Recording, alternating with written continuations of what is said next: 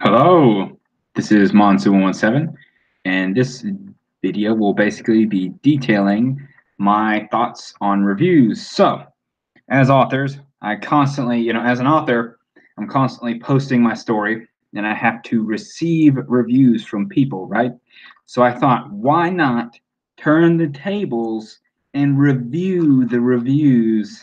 So, basically, it's just to sort of promote an understanding between an author and readers, because I feel like a lot of readers have no idea what an author thinks about reviews. So, by going through some of the more some different reviews, I would hopefully promote a lot more understanding and a lot more, I guess, transparency, to use a buzzword, between authors and readers. So here is to bite into it. I'm going to be reviewing How 16s Started with a Bang but Peters Out to a Fizzle. And this is a review of The New World, my novel, and it's one of the most highly agreed upon and just in generally well received reviews of my story.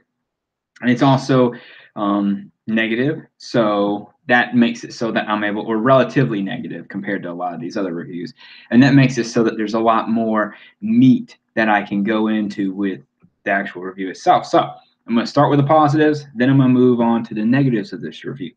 So the positives for this review can basically be summed up with two words: great information. There is so much good information in this review that it's hard to ignore as an author, because there's just really a lot to it, and it really gives me a lot of insight into the problems and issues with my story.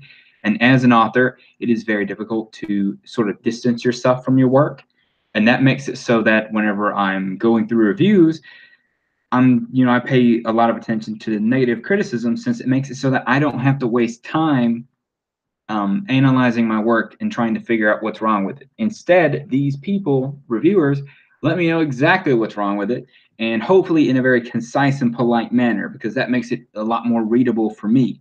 Although it's less fun to read for other people. So I'll get into that on the negatives, but hopefully this will make you guys think I'm not biased whenever I'm reading a negative review. So basically, I'm going to go through this paragraph by paragraph and explain why I think it's so good. So, first off, there, in the first paragraph, what this paragraph basically means, and what he's summing up, is that the premise isn't related to the character interactions, right?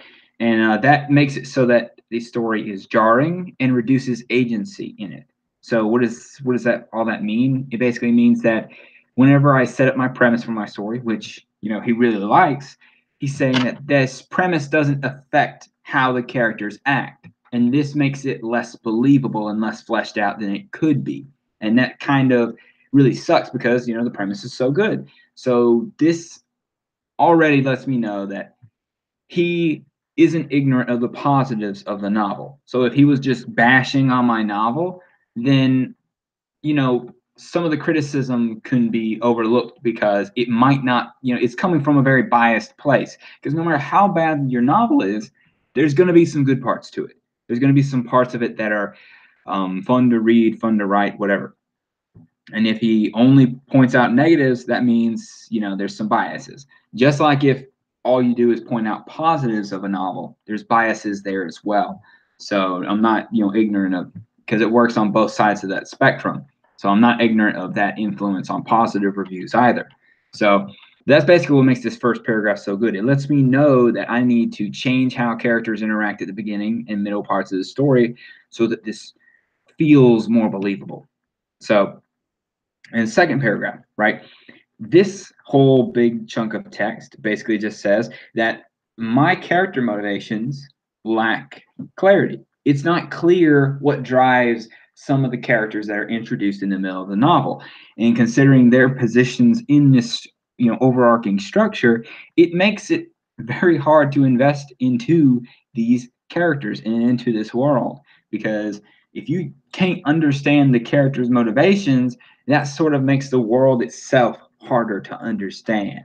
It's like characters that want money. That's something you can totally believe. Well, if I explain how money works and what it can do, and then I have a character motivated by motivated by this money and stuff, it makes it so that the story itself is much more compelling, because that's a relatable sort of motivation that readers and anyone can sort of understand. And with that understanding, it gives a lot of depth to this world. So there's characters that are like people, and obviously the real world has a lot of depth, and having people and instances that reflect that kind of instances inside your own work is a reflection of that own that depth inside of it as well. So that's a really fancy way of saying the characters make sense.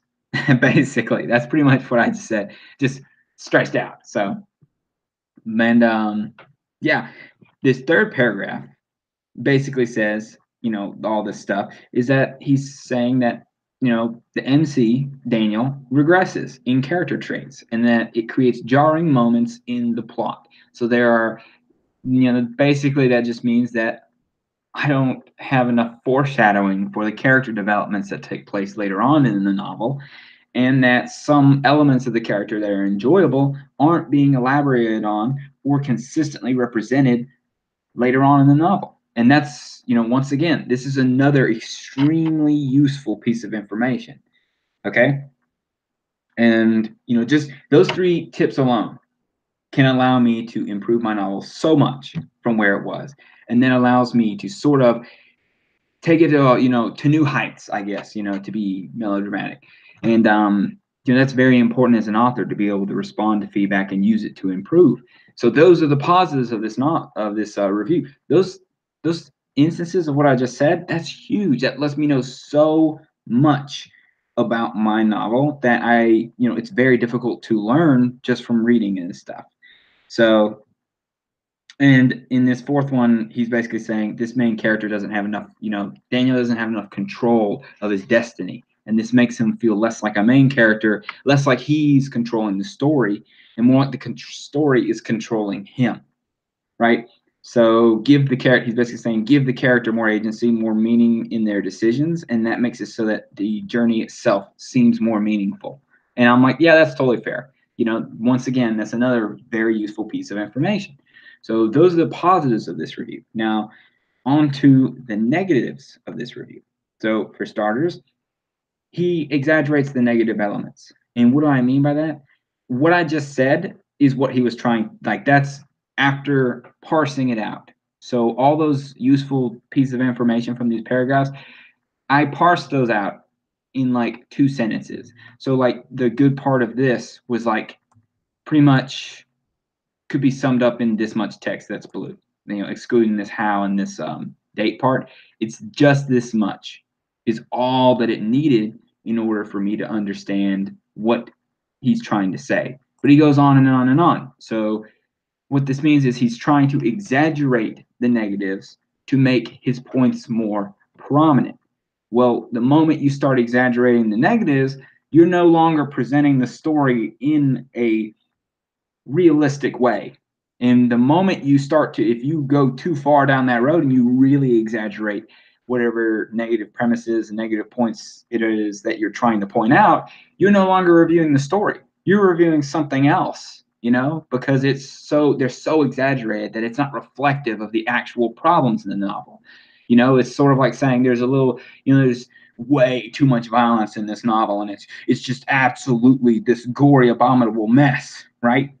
But it turns out maybe in this novel, all that happens is a guy like stubs his toe on a wall and his toe bleeds a little. But to this one person, that is just this irrefutable offense that's just so much blood and gore and violence for their standards. See, that makes it so that it seems really biased, and you can't really listen to that person's opinion whenever they do that. So that kind of comes across here. Now, it isn't nearly that bad, right? I'm just making, showing the extreme so that it's very understandable the point I'm trying to make with this, or hopefully, hopefully I'm, communicating in a way that's clear. So this is some airy, complicated stuff whenever it comes to this, reviewing a review. So, and obviously I've, thought a ton about this. So if I'm working on a whole nother meta, of information and level of depth than most people have, well, I'm very sorry. So this is just how I think about these reviews. Something else that's a problem is he rants in this review. So if you, just like in this video, for instance, but basically, if you go through this much information is not needed for the problem that he's saying. He's saying the character motivations, the characters themselves, they're not very clear, and because of that, it just makes it so this investing into this story. It's just difficult because it lacks some believability, and that's like less than two of these sentences, right? And he just goes on and on and on and on, and to me that says that this negative thing is like a pet peeve and it irks him, and he's just really digging into this, and this affected him more than it should have. Like maybe this isn't that big of a deal for most people, but for this specific guy, this is a big deal, and he really doesn't like this specific thing in novels, so he really grinds on it, and that's an instant sign that it's a biased perspective, and maybe it's not as big of a deal as he's making it out to be. And then, of course, it's just not very concise. So he could point all this out in a much shorter rant. So what ends up happening is, in order to get these really good tidbits of information, I have to parse through all of this, right, with a fine-tooth comb. It's like going to a river in California during the gold rush with one of those sifters and trying to find tiny little grains of gold. That's what I'm doing with this review. Now, as an author, that's pretty much always going to happen because it's very rare to get reviews that are very concise, clear, and direct. That is like impossible to find. There's always going to be some biases. There's always going to be some ranting and something else. It's just like a story, right? It's very difficult to write a perfect story. Well, it's also very difficult to write a perfect review. And this guy does a damn good job though. Like I really enjoyed this review after thinking about it a lot. Whenever I first read it, it was very difficult to swallow. Like just to be honest, whenever you read a negative review like this, it can be very demotivating. And unless there's like a lot of really good information to wean from it, oftentimes negative reviews aren't even worth reading. So like ignoring them is not at all a bad tactic. And if you have thin skin, well, just ignore them. Don't pay attention to them because it's just going to ruin all will to write. And one thing I've noticed is that the more you write, the better you get at writing. And if you're doing something that makes it so that you feel so bad and like your writing is so bad that it's not worth doing, then no matter how much this, whatever it is that's making you feel like not writing, no matter how helpful that might be, it's not worth it because if you aren't writing, you aren't getting better. And however much better you could have gotten from reading this review, you could have achieved greater progress by simply writing more. So it's kind of it's a cost benefit analysis essentially. You have to weigh your options here. In this case, there's so much good information in this review that I don't really have to worry about trying to find or whether or not it's not worth reading. Now, some of the other reviews that I've gotten, they're the exact opposite. Very difficult to figure out what the person's talking about. It's extremely negative. They're just trying to basically crap all over my novel, and it's something I spent thousands of hours on. So it's very hard to distance myself from my work on a personal level. So it always feels like an attack, and it takes time to process it, and that's not to say that I can't do that, but is it worth it? And that's a very important concern or a very important fact to consider. And in this case, this review is totally worth it. It's an amazing review, gives me a lot of information I need to know, and that's awesome. So really excellent review, How 16. Some improvements that I'd really recommend is just next time, don't exaggerate the problems with the story. Just state them as they are. There's no point in trying to make them sound like a bigger deal than they are just to try and be entertaining with the review, I guess. So if your goal is to help the author, if it isn't, if you're just trying to entertain people, then by all means go ahead. But this is just to let you know what you can do to help out the author.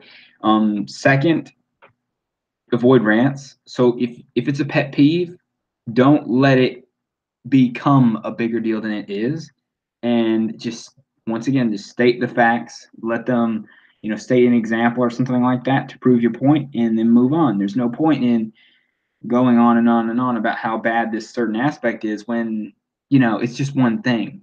You know, there's no way that whenever you're writing a 2,000-page novel that every single part of it's going to be perfect. So I don't know. To me, that's a problem that I see with some negative reviews, and just concision. Just try and shorten it down because some of this information isn't necessary to get the point across. But either way, excellent review. So hopefully this will help you guys understand a little bit more about what an author thinks about reviews and will allow you guys to gain a better understanding of it. So this is Monster17, and see you guys later.